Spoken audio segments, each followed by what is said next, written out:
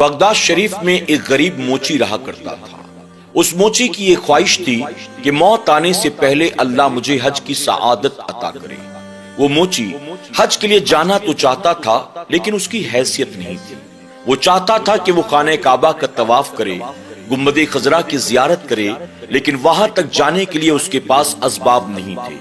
اس غریب موچی نے حج پر جانے کی نیت سے پوری زندگی ایک ایک روپیہ کر کے جمع کیا، یہاں تک کہ ایک طویل عرصے کے بعد اس کے پاس اتنی رقم جمع ہو گئی جتنی رقم سے وہ بآسانی حج کے لیے جا سکتا تھا۔ جب اس نے دیکھا کہ میرے پاس پیسے اکٹھا ہو چکے ہیں تو اس نے حج پر جانے کی تیاری شروع کر دی، یہاں تک کہ اس نے ایک دن اپنے گھر تمام لوگوں کو جمع کر کے ان کی دعوت کی۔ دعوت میں اس کے پڑوسی بھی آئے، علماء بھی آئے، رشتہ دار بھی آئے، دوست احباب بھی آئے۔ دعوت کھانے کے بعد مسجد کے امام صاحب نے کہا کہ تم نے حج پر جانے کی ساری تیاریاں تو کر لی ہیں، سامان کے ساتھ ساتھ تم نے لوگوں کی دعوت کا اہتمام بھی کر لیا، لیکن میرا مشورہ یہ ہے کہ حج پر جانے سے پہلے تم تمام لوگوں سے ملاقات کر کے ان سے معافی تلافی بھی کر لو۔ یعنی اگر تم نے کسی کا دل دکھایا ہے، اگر تم سے کوئی ناراض ہوا بیٹھا ہے تو تم حج پر جانے سے پہلے اس سے معافی مانگ لو۔ امام صاحب کے مشورے پر دوسری صبح اٹھنے کے بعد اس غریب موچی نے ایک ایک آدمی کے گھر پر جا کر ان سے معافی تلافی کرنی شروع کی۔ یعنی ہر کسی کے دروازے پر جاتا، دستک دیتا، دروازہ کھلتا تو کہتا کہ میں حج پر جانے والا ہوں، اگر جانے انجانے میں مجھ سے کوئی آپ کے دل آزاری ہو گئی، غلطی ہو گئی تو مجھے معاف کر دینا۔ وہ لوگوں سے معافی مانگتا مانگتا اپنے شہر کی سرحد تک پہنچ گیا۔ اس نے دیکھا کہ وہاں پر بھی ایک مکان موجود ہے۔ اب اس نے سوچا کہ میں انہیں جانتا پہچانتا تو نہیں ہوں، لیکن جہاں میں نے سب سے معافی تلافی کی، چلو ان سے بھی معافی مانگ لیتا ہوں۔ وہ جا کر ان کے دروازے پر دستک دیتا ہے، اندر سے کسی خاتون کی آواز آئی، کون؟ اس شخص نے اپنا نام بتایا اور کہا، میں حج پر جانے والا ہوں، آپ کے پاس میں معافی مانگنے کے لیے آیا ہوں۔ اندر سے خاتون نے کہا کہ ہم تمہیں جانتے پہچانتے نہیں ہیں، پھر معافی کس بات کی؟ اس شخص نے کہا، چونکہ میں حج پر جا رہا ہوں، حج پر جانے سے پہلے حاجی کو چاہیے کہ وہ لوگوں سے ملاقات کرے، ان سے معافی مانگ لے، بس اسی کے تحت میں آپ کے دروازے پر آیا ہوں۔ اگرچہ آپ مجھے نہیں جانتی ہیں لیکن پھر بھی آپ اللہ کے واسطے مجھے معاف کر دیں۔ جب اس موچی نے خاتون سے یہ بات کہی تو اندر سے جواب آیا، جاؤ، ہم نے تمہیں معاف کیا، اللہ تعالیٰ بھی تمہیں معاف فرمائے۔ اب اس غریب موچی نے یہ دیکھا کہ ان کے گھر سے گوشت کی خوشبو آ رہی تھی۔ اس نے آواز دے کر کہا، بہن، آپ کے گھر میں جو گوشت بن رہا ہے کیا آپ تھوڑا سا مجھے بھی دے سکتی ہیں؟ اس کی خوشبو بہت اچھی ہے۔ تو اندر سے خاتون نے کہا، میرے بھائی، کاش ایسا ہوتا کہ میں یہ آپ کو کھلا سکتی، میں معافی چاہتی ہوں، میرے گھر میں اس وقت جو گوشت پک رہا ہے یہ تمہارے لیے جائز نہیں ہے، یہ تمہارے لیے کھانا حرام ہے۔ اللہ اکبر۔ جب موچی نے سنا تو کہنے لگا، کیا آپ مسلمان نہیں ہیں؟ خاتون کہنے لگی، اللہ کا بے پناہ کرم اور احسان ہے، ہم مسلمان ہیں، ہم اللہ کے ماننے والے ہیں، اللہ کے پیارے محبوب صلی اللہ علیہ وسلم کے ماننے والے ہیں، لیکن یہ گوشت آپ کی خاطر حرام ہے اور ہماری خاطر حلال ہے۔ یہ سن کر موچی بڑا حیران ہوا۔ اس نے کہا، جب دین ایک ہے، اللہ اور اس کے رسول ایک ہیں، تو شریعت کا حکم بھی ہم دونوں کے لیے ایک ہی ہے۔ جو گوشت میری خاطر حرام ہے، میری بہن، وہ تیری خاطر حلال کیسے ہو سکتا ہے؟ اس عورت نے کہا، دراصل بات یہ ہے، میرے شوہر کا انتقال ہو چکا ہے، میرے گھر میں کمانے والا کوئی نہیں، ایک طویل عرصے سے ہم جیسے تیسے اپنی زندگی کو گزار رہے تھے، میرے گھر میں میری 2 بیٹیاں ہیں، ہم 3 دن کے بھوکے ہیں، ہمارے گھر میں کھانے کو کچھ بھی نہیں۔ آج جب مجھ سے میری بیٹیوں کی بھوک برداشت نہ ہوئی تو مجبوراً میں گھر سے باہر نکلی اور میں نے دیکھا راستے میں ایک کھچر مرا ہوا پڑا تھا، مجبوراً میں نے اس کے جسم سے کچھ گوشت کا ٹکڑا کاٹا، اسے اپنے گھر لے کر آئی، اور اس وقت اپنی بچیوں کی جان بچانے کے لیے، ان کی بھوک کو مٹانے کے لیے میں اسی مرے ہوئے مردار کھچر کے گوشت کو پکا رہی ہوں۔ ہم غریبوں کے لیے، جو کہ ہم 3 دن سے بھوکے پیاسے ہیں، شریعت نے اسے حلال قرار دیا ہے، لیکن تمہاری خاطر وہ گوشت حرام ہے۔ اللہ اکبر۔ جب موچی نے یہ سنا کانپ گیا۔ اس نے کہا میری بہن مجھے معاف کرنا، مجھے نہیں معلوم تھا کہ آپ کے گھر کے حالات ایسے ہیں۔ اللہ اکبر۔ وہ موچی اپنے گھر واپس جاتا ہے۔ حج کی خاطر اس نے جو مال جمع کیا تھا، اس نے جو کچھ بھی سفر کا سامان اکٹھا کیا تھا، وہ سب کا سب اٹھاتا ہے، لے کر آتا ہے، دروازے پر دستک دیتا ہے۔ خاتون نے کہا کون؟ موچی نے کہا میں آپ کا بھائی ہوں، آپ کی مدد کے لیے آیا ہوں، خدا را دروازہ کھولیں۔ اس عورت نے دروازہ کھولا۔ اس غریب موچی نے اپنا سارا سامان اس کی دہلیز پر رکھ دیا اور کہا لو، اللہ تعالیٰ نے چاہا تو اس کے ختم ہونے سے پہلے کچھ نہ کچھ اور انتظام ہو جائے گا۔ اس عورت نے کہا یہ ساری چیزیں تم کہاں سے لے کر آئے ہو؟ اس غریب موچی نے کہا بہن میں نے حج کی خاطر جو کچھ بھی اکٹھا کیا تھا، آج آپ کے گھر کے حالات کو دیکھ کر وہ سب کچھ میں آپ کے حوالے کرتا ہوں۔ اللہ نے زندگی دی، اگر میرے مقدر میں ہوا تو حج پر پھر کبھی چلے جائیں گے۔ اس وقت میرے حج پر جانے سے زیادہ ضروری آپ کے گھر کے کھانے پینے کا سامان ہے۔ اللہ اکبر۔ جب موچی نے یہ کہا اس عورت کی آنکھوں میں آنسو بھر آتے ہیں۔ اس نے اپنے ہاتھوں کو اٹھایا اور اٹھا کر عرض کرتی ہے آج آپ نے میری خاطر جو قربانی دی ہے، میں قیامت کے دن اپنے نانا کی بارگاہ میں آپ کی سفارش کروں گی، اللہ تعالیٰ ضرور اس کا اجر آپ کو دونوں جہاں میں عطا کرے گا۔ جب اس موچی نے یہ سنا کہ یہ حضور اکرم صلی اللہ علیہ وسلم کو نانا کہہ کے پکارتی ہے تو تڑپ اٹھا، عرض کرتا ہے کہ آپ سید زادی ہیں؟ وہ خاتون کہتی ہیں ہاں، اللہ کا احسان ہے، اللہ نے مجھے اپنے محبوب کی آل میں پیدا کیا اور یہی وجہ ہے اپنی خاندانی نسبت کی وجہ سے میں کسی کے سامنے ہاتھ نہیں پھیلا سکتی، میں زکوٰۃ فطرہ لوگوں سے مانگ نہیں سکتی اور مجبوری نے لا کر ہمیں یہاں کھڑا کر دیا۔ اللہ اکبر۔ بہرحال وہ موچی اجازت لے کر واپس اپنے گھر آتا ہے۔ حجاج اکرام کی قافلے بغداد سے مکہ معظمہ کی طرف روانہ ہوتے ہیں، لیکن وہ موچی اپنے گھر کا دروازہ بند کر کے گھر میں بیٹھا رہتا ہے۔ لوگ انتظار میں تھے بھلا یہ کب جائے گا، یہ کب جائے گا۔ موچی اپنے گھر سے باہر نہیں نکلتا۔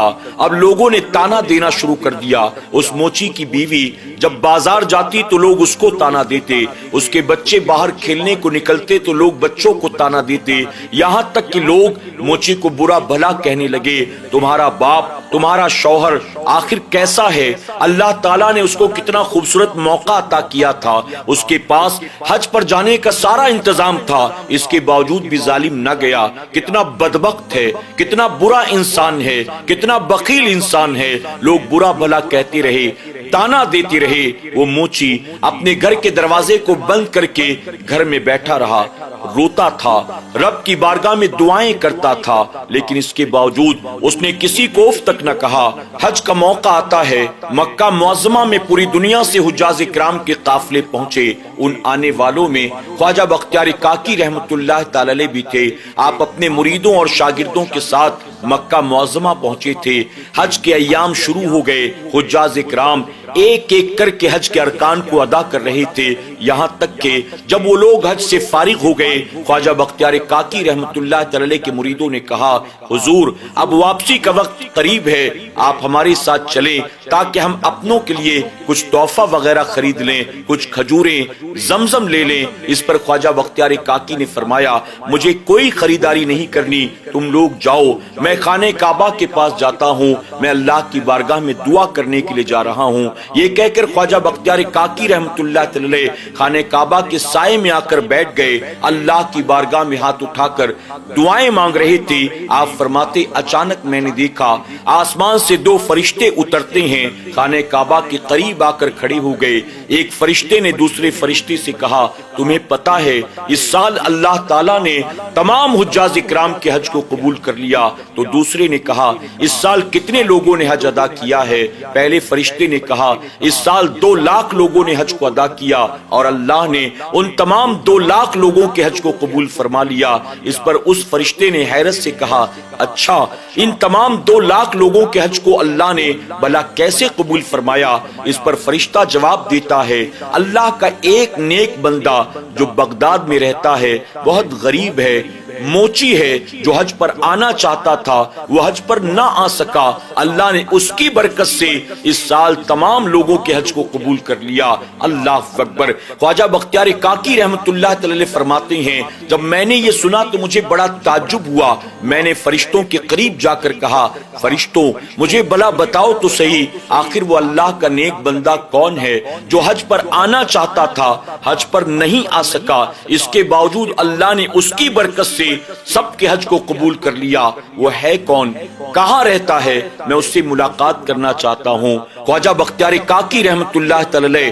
مکہ معظمہ سے سفر کرتے ہوئے بغداد شریف پہنچتے ہیں۔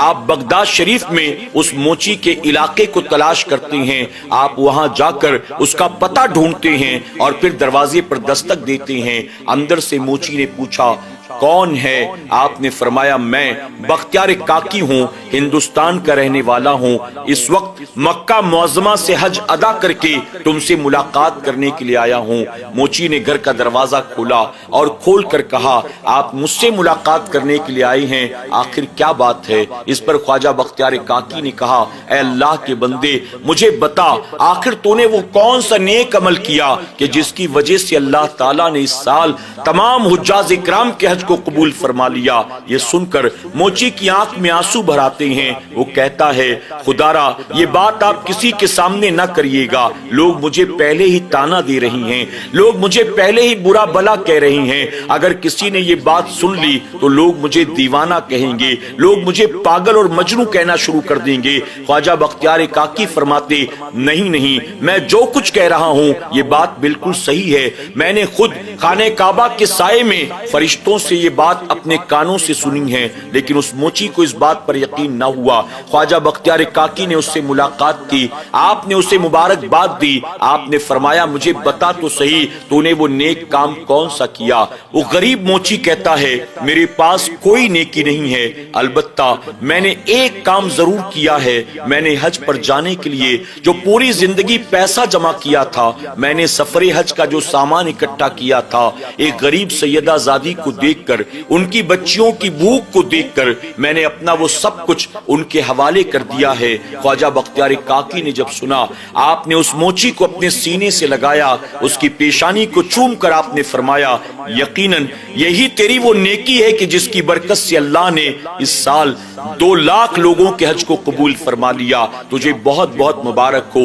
یہ کہہ کر آپ اجازت لیتے ہیں، وہاں سے رخصت ہوتے ہیں۔ جب غریب موچی رات اپنے بستر پر سو رہا تھا اس کے خواب میں اللہ کے پیارے محبوب صلی اللہ علیہ وسلم تشریف لاتے ہیں۔ جب اس نے حضور اکرم صلی اللہ علیہ وسلم کو دیکھا ادب سے سلام کرتا ہے، حضور اکرم صلی اللہ علیہ وسلم نے فرمایا اے شخص تو نے میری بیٹی کی مدد کی، اللہ تعالیٰ اس کے عوض تجھے یہ انعام عطا کرتا ہے کہ بن حج پر گئے اللہ نے تجھے حج کی سعادت عطا کر دی ہے۔ اور سن تو اس سال حج پر جانے والا تھا لیکن تجھے صرف اسی سال حج پر جانے کا ثواب نہیں ملے گا بلکہ قیامت تک ہر سال تجھے اللہ حج پر جانے کا ثواب عطا فرمائے گا۔ اللہ اکبر۔ جب اس نے یہ خواب دیکھا اسے یقین ہو گیا کہ میں نے جو سیدہ کی مدد کی اللہ نے اس کے عوض مجھے یہ انعام عطا فرمایا ہے۔ بغداد کا وہ غریب موچی جو حج پر جانے کی طاقت نہیں رکھتا تھا لیکن شوق تھا حج پر جانے کا،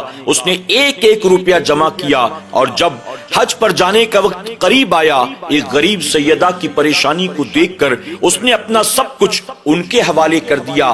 اللہ تعالیٰ نے اس کی اس قربانی کو ایسا قبول کیا کہ اللہ نے بن حج پر گئے اسے حج کی سعادت بھی عطا کر دی، اور اس کی اس نیکی کی برکت سے اللہ نے تمام حجاج اکرام کے حج کو بھی قبول فرما لیا اور اسے قیامت تک اللہ ہر سال حج کا ثواب بھی عطا فرمائے گا۔ آج ہمارے معاشرے میں بہت سے ایسے لوگ موجود ہیں جن کو اللہ نے مال و دولت عطا کیا ہے، انہوں نے کئی بار حج ادا کر لیا، وہ ہر سال کئی بار عمرہ بھی کرتے ہیں، لیکن کیا کبھی انہوں نے خود آگے بڑھ کر کسی سید زادی کی، کسی سید کی مدد کرنے کی کوشش کی، اپنی مسجد کے غریب امام کی، غریب مؤذن کی، کسی بیوہ کی، کسی یتیم کی، کسی بیمار کی، کسی کمزور کی، کسی پریشان حال کی مدد کرنے کی کوشش کی۔ وہ تو صرف اس کوشش میں لگے ہوئے ہیں کہ کل لوگ کہیں فلاں صاحب نے 18 حج ادا کیے، فلاں صاحب نے 60 عمرہ ادا کیے، فلاں صاحب تو ہر سال رمضان شریف میں عمرہ کے لیے جاتے ہیں، فلاں صاحب تو ہر سال ربیع الاول میں عمرہ کے لیے جاتے ہیں، فلاں صاحب تو سال میں نہ جانے کتنی بار عمرہ کرتے ہیں، ہر سال حج کرتے ہیں۔ وہ صرف اسی کے چکر میں لگے ہوئے ہیں، جبکہ ان کے اپنے خاندان میں، ان کے اڑوس پڑوس میں کئی ایسے ضرورت مند ہوں گے جو لوگوں کے سامنے ہاتھ نہیں پھیلاتے، لیکن اس کے باوجود یہ بڑھ کر ان کی مدد نہیں کرتے، بلکہ خود حج اور عمرہ پر عمرہ کرتے چلے جا رہے ہیں۔ اللہ ہمیں اور آپ کو ضرورت مندوں کی، غریبوں کی، پریشان حالوں کی مدد کرنے کی توفیق عطا فرمائے۔ یقیناً حج کریں گے اللہ ثواب عطا فرمائے گا، لیکن کچھ ایسے بھی اللہ کے نیک بندے ہیں جو اخلاص کے ساتھ غریبوں کی مدد کرتے ہیں، اور اللہ بن حج پر گئے انہیں حج کی سعادت عطا کرتا ہے۔ اللہ ہمیں اور آپ کو ایسی کہانیوں سے سبق حاصل کرنے، اپنی سوچ اور فکر کو بدلنے کی توفیق عطا فرمائے، آمین۔